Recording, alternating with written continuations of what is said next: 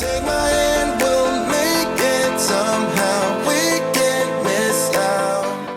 What's up, guys? Welcome back to my channel. I hope you're all having an amazing day so far. I'm so excited to be bringing you this video because it was highly requested by a lot of you guys.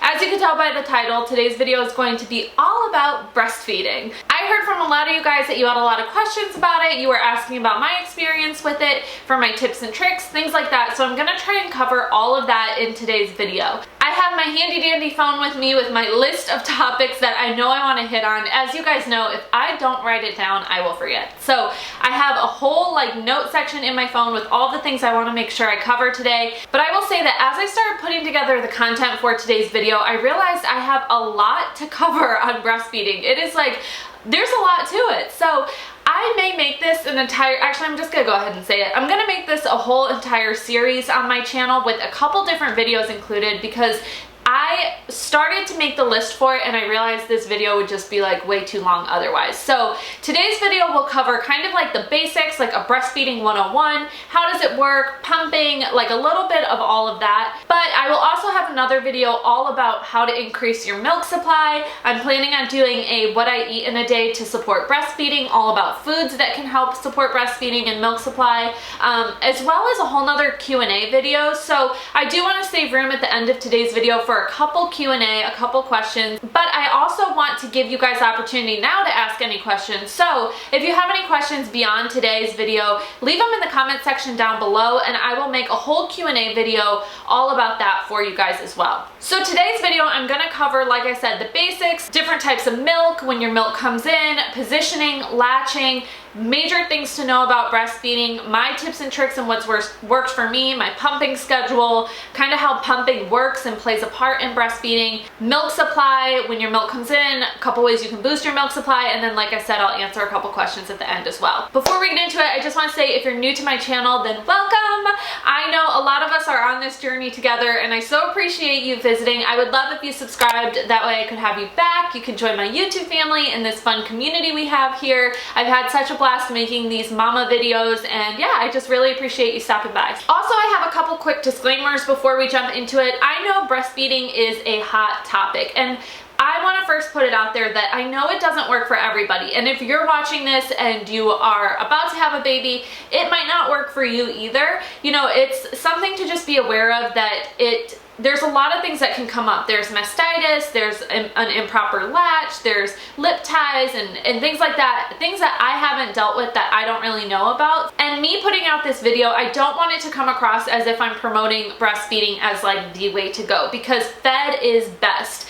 Fed is best. I cannot say it loud enough. So just because I'm making a video on breastfeeding does not mean I am in any way or shape, form, by any means saying that that's the way to go and everything else is bad. I just wanted to put some information out there for those of you who are interested. I know I did a lot of research on breastfeeding when I was pregnant. I took a class on it. I read a bunch of articles. I really wanted to educate myself, and that's what this video is for. So that is best. If breastfeeding does not work for you, that's okay. As long as your baby's fed and as long as you and your baby are happy, that's all that matters. So please keep that in mind throughout this video as well. Also, another quick disclaimer, I am by no means an expert. I'm just somebody who is in the thick of breastfeeding right now. And so, check with your doctor, check with your lactation consultants. They are way more educated than I am, and they're gonna be able to look at you and your baby on a case-by-case basis and give you tips and tricks in person. So, there's always lots of resources like that as well. I'm not trained in this in any way, but I'm here to just share with you what I've learned about breastfeeding and what's worked for me.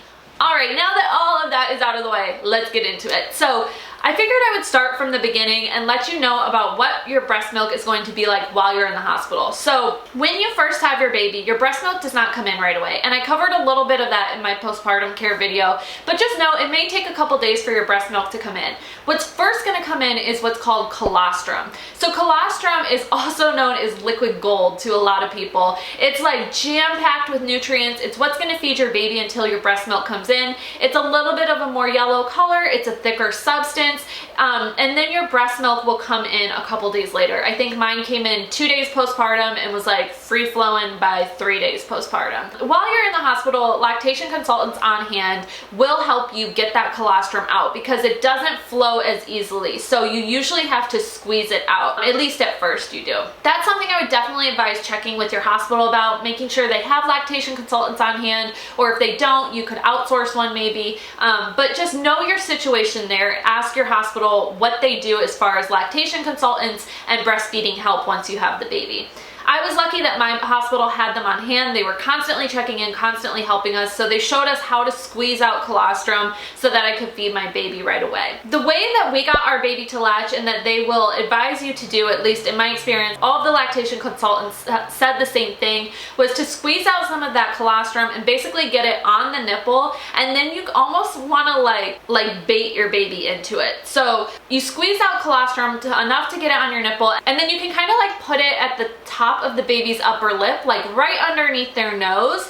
If you put a little bit of colostrum there, they're gonna smell the colostrum and they're gonna smell your scent that they're already familiar with, and it's their natural instinct is gonna kick in to tell them to eat. You can do that also to open their mouth. A proper latch is like what's key to making breastfeeding a success. So you can also use your nipple to kind of like flip open their upper lip a little bit, open up their mouth, and when they open their mouth wide, that's when you stick your boob in there basically and get that nipple deep in there. So my lactation consultants were a little rougher than I was comfortable with, to be quite honest with you. Most of them were great. There was just one really that was a little bit uncomfortable, but she basically said you want to grab the baby's head and like force them on there. Like they have instinct to eat, but they don't know how to suck from a boob, you know? They don't know how to breastfeed. So it's our job to teach the baby how to do that. So that's the way we did it. We used the nipple to kind of like put that scent by their upper lip, open up their mouth a little bit, and as soon as he got his mouth wide open, I was able to stick my nipple in there. You want the nipple to go deep in their mouth, so essentially their mouth should have both lips kind of flipped open like a fish, like they want fish lips. That's what they want to see, and they want the nipple to be deep in their mouth so that it's kind of going towards the back of their throat. You also want their head to be tilted back. So if you think about the way that we drink from a bottle, you're drinking from a bottle like this. Your head is tilted back. And that's how you want the baby to be positioned as well, so that the milk can like properly get in their system and they're not, you know, they're able to swallow it the way they should be. So, you know, look for those things.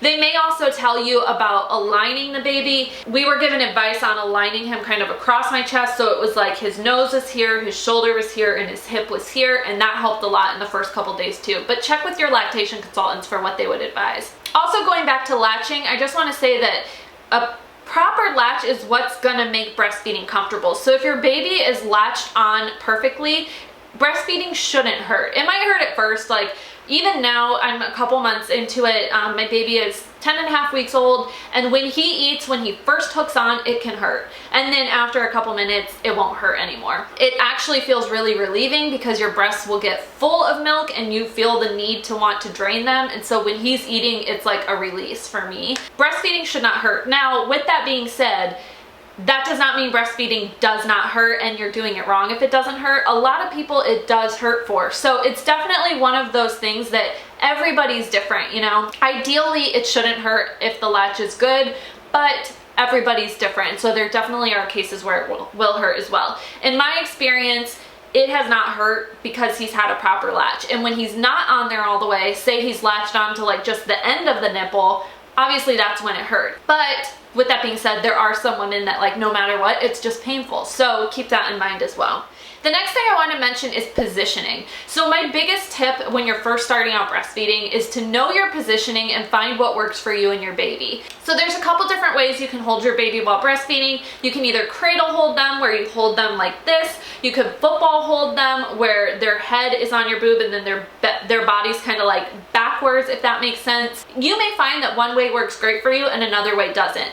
When I was in the hospital, everyone kept advising me to do football hold. I don't know why, but that's just like, the nurses were saying that's what worked for them. You know, if he wasn't doing great initially, they'd be like, oh, try football, try football. And he never wanted to eat that way. So I would just continue going back to cradle hold because I felt comfortable like that. I felt like him and I had a good connection that way. He would actually eat a little bit that way. He may get a little bit fussy, but ultimately that's that's the position that worked best for us, and it's still the one we use every single time. I've never used any other position besides cradle with him. So know what works best for you. Football hold may work perfectly for you and cradle may never.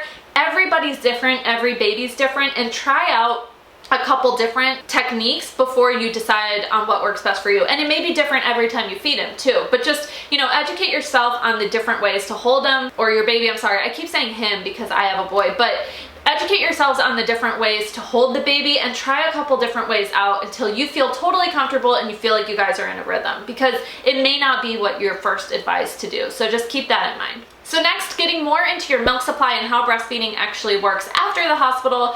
The biggest thing to know about breastfeeding is that it is supply and demand. Now also, I feel like I have to put like a little asterisk after everything I say, because you know, people will poke holes in things. Of course, there's going to be some people that supply and demand isn't the case with, but generally, supply and demand is the biggest thing with breastfeeding. So as you feed your baby or as you pump or whatever you're doing, the more milk is taken from you, the more your body's going to want to make. Your body will remake milk as it finds that it needs to. So that's the biggest thing to keep in mind if you're trying to build your milk supply or you're trying to even things out, is that everything is supply and demand with milk supply. So one of the things regarding that is that you may find that one breast makes much more milk than the other one. When I was in the hospital, like for some reason, he just always ate better on my left side and would never really eat that great on my right side, and he would get really fussy on my right side, and as soon as I moved him to the left, he would be out and he'd be eating, he'd be fine. And the nurses kept telling me like, try the right, mix it up, switch him up, and I'm like, why? He eats good on this side. And I just kept feeding him from that side for those first few days and it worked fine. So know what's best for you, you know, be aware of that, is that it's totally normal for one breast to make more milk than the other. Now there's ways to train that regarding that supply and demand. So what I did was I fed him from the left side for those first few days, and then eventually I started always starting his feeding session on the right side, and I would have him totally drain that breast before switching him to the left, the good side, because that triggered my body to know that that right breast needed more milk. And after doing that for a few weeks, now both my breasts make the same amount of milk. And the way I can tell that is through pumping. So when I'm pumping, when I first started pumping, I could see that my left breast very clearly made more milk because that bottle would be much more full than the other one. And now when I pump, both bottles are full the same amount, and I can see that both my breasts make the same amount of milk. So you can definitely train it, and I could do more about that in depth in another video if you guys would like, but I did just want to touch on that and let you know that that's totally normal. I thought something was wrong with me, and it's definitely not. That is something that can totally happen. Also, along the same lines, some women find that just like feeding from one side throughout the course of their breastfeeding journey just works for them. And so you may find that as well. You'll hear from your lactation consultants and your doctors that, you know, you should do 15 minutes on the left, burp, and then switch, and 15 minutes on the right. And that may work great for you, and that may be ideal, and that may not be, and that's okay. So play around with it. You may find that one side is like the baby's favorite, one side feels better to you, one side has more milk, and you may want to feed from that side too. So, you know, everybody's different. Try it out, move it around, find what's best for you, but yeah, just something to know. So then the next thing I wanted to mention with breast milk is that after colostrum, when your breast milk comes in, there are a couple different kinds of breast milk. So not all breast milk is created equal, surprisingly. So there's such a thing as fore milk and there's hind milk. Fore milk is what first comes out when your baby first starts eating. It's the milk at the beginning of the feeding. And then hind milk is what that milk will turn into. And hind milk has more essential fats in it. It's a fattier substance milk. It's what's going to keep them full for longer, and it's what's going to fill them up. It's more of like the good stuff. So basically, as the feeding progresses, the milk becomes more fatty. It becomes higher in fat. Now the key to this is that you want to drain each breast completely with the feeding in order to get that baby the hind milk so that they can get the good stuff. And the same goes for pumping. So for example, when I first started pumping, I would pump for like 5 minutes and I would get a couple ounces out and then I would stop because I wanted to make sure that my body still had milk in case he became hungry in a couple minutes, you know, that way if he became hungry, I could still feed him. That's bad. I should not have done that because what happened then, because I cut the pumping off, I was only pumping out that fore milk. I was only getting the initial milk and I never drained the breast enough to get to the good stuff. So then when I fed him those bottles later on, once it was time to give him that frozen milk in bottles, he would never get full because it was from a session that didn't fully complete, if that makes sense. So you always want to drain the breast completely. Like I said, your body will make more. I think it usually takes about an hour or so, and that's something I'll put in another video about how to build your milk supply and my pumping routine. But just know your body will make more, and ultimately you want to completely drain your breast and completely feed the baby from your breast until it's empty, so that they can get all the milk and all the nutrients and all the good stuff out of there. So with that being said, your baby may pull off. My baby at least pulls off when he's full. The baby should do that. Some babies don't, and they may eat so much that then they spit up. That's okay too. You know, you guys will find your groove, but it's just something to keep in mind. Ideally, you want to drain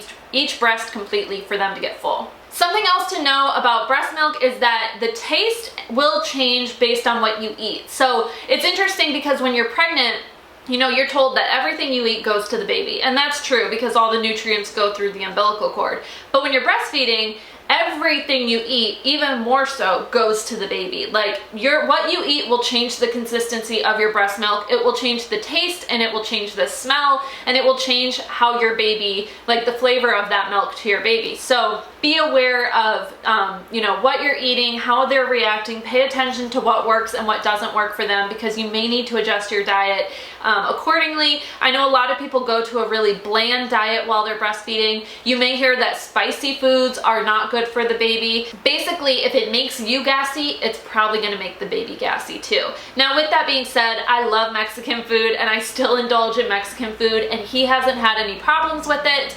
But for example, strawberries do not work for my baby. Like, when I was pregnant, I would eat strawberries and he would get the hiccups and he would kick, and he would kick so hard that like I would be sore the next day from his kicking. And so once I had him, I was like, okay, I'm gonna try strawberries, like fingers crossed, see how it works. And he threw a fit. It was like one of the worst crying colicky nights he's had. So I cut strawberries out completely because for whatever reason, they don't work for him. So just something to keep in mind. You may need to adjust your diet that way, because even more so than when you're pregnant, what you eat now will affect your baby if you're breastfeeding. So then a couple quick things you can do to build your milk supply. Fenugreek is a great nutrient herb vitamin thing. I don't know exactly what it is, to be honest, but I take it every single day and it definitely helps. Like, I can take it and within 30 minutes I can feel my milk coming in. Oatmeal is proven to help boost your milk supply. I also would second that when I eat plain oatmeal, like the oats kind, not microwave instant oatmeal, but like actual oats. That will help your milk supply increase as well. Eggs, chia seeds, flaxseed, there's a bunch of things. I would recommend searching on Pinterest for just foods that boost milk supply, and you'll find a ton of content on there too. And of course, like I said, I'll have a video coming out with the foods I eat to help boost my milk supply too. I'm looking like I'm getting pretty close. I've got a lot of content in this video, so I may have to save pumping for a whole nother video because I have a lot of stuff I want to cover with pumping as well. But just know that we were advised to not feed bottles at all until 4 weeks. Now, like I said before, that's not the case with every baby. If you have a really great breastfeeding routine going and it works for you, that's what our doctors recommended to us, was not introducing bottles for 4 weeks to prevent any nipple confusion. So I started pumping when he was 3 weeks old, just to start building a freezer supply, and then we started giving him bottles when he was 4 weeks old of my breast milk. My baby has still just been exclusively breastfed or exclusively milk fed. I don't really know what the terminology would be, but he has only had breast milk, you know, still. He's almost 3 months old, and that worked really well for us. Now, if you have to go back to work sooner and maybe you can't wait until 3 weeks, I have heard of women who start pumping like as soon as they get home from the hospital because they're trying to build up their freezer stash. And I remember when I first started looking into freezer stash, like all these women online had so much more built up than I did, and it freaked me out. But my freezer stash is pretty like thick now. I've got a lot in there, and so, you know, if you get into a routine, you'll be able to build it up quickly. And I'll talk about that all in a second pumping video that I'll have following this. But that's what worked for us. We, you know, started giving him bottles at 4 weeks. I started pumping at 3 weeks, and I pump almost every single day too. And that really just helps me build up that supply. So then when, you know, if we're going out and about, we can bring a bottle with us and feed him from the bottle while we're out. I've also been really fortunate that my baby has taken bottles like a champ. It took a couple different types of bottles. The ones that work best for us are the Dr. Brown's bottles. Those are like the only ones that don't make him really gassy and colicky. We also tried the Avant ones. We tried the Playtex ones that have the drop-in liners, and those just didn't work for him. They might work for you guys. They did not work for him for whatever reason. So, you know, try a couple things and find what works best for your baby. And then as far as storage goes for breast milk, when I pump, I just use regular breast milk storage bags. The ones I like a lot are from Lassino. I still don't know how to pronounce that brand. And I typically pump, and then the milk goes straight in the freezer because it stays there fresh for the longest. So your milk will stay fresh in room temperature for a few hours. It will stay fresh in the fridge for a few days, and it will stay fresh in the freezer for a few months. So I just always pop it in the freezer. As far as those numbers, you know, it's a little bit different. So you can check, your breast pump will probably come with a little guide. You can also ask your doctor. You know, I say a few, but that's a very general sense. So be sure to do your research and see how long. But typically I will pump, and then I just put the milk straight in the freezer, and I organize my milk by date. And that way I can just pull from the freezer whenever we need it later on. So a couple questions I want to answer real quick as it pertains to breastfeeding. The first question I have is, have you ever gotten negative comments in public while breastfeeding? And to be honest, I don't breastfeed in public very often. No, I have never gotten negative comments. Usually what we do though is that I will bring a bottle with milk for him. I honestly didn't really take him out of the house too much before that 4-week mark, and then after that we aren't out long enough that like one bottle isn't enough. So I typically just feed him from a bottle while we're out, and if I am breastfeeding, I put a cover up on, and I haven't gotten any comments about it. So I've been lucky there. How long do you plan to breastfeed your baby? So I'm planning, I don't know, as long as possible, as long as he lets me. Till he's 30. No, I'm just kidding. I am hoping to make it to the 2-year mark, a year and a half, somewhere around there. I honestly kind of just feel like I'll ride out this wave until he's not interested anymore. There's a lot of research and benefits for basically if you can hit the 1-year mark, all the benefits there, and then if you can hit the 2-year mark, it's like even more benefits, and I need to do more research for what those are, but I figured I would shoot for like a year and a half to see if we can make it there. If not, I'm okay with that. I'm just happy that he's let me do it this long, you know, and I feel really lucky for that, and I just like to keep it going as long as I can.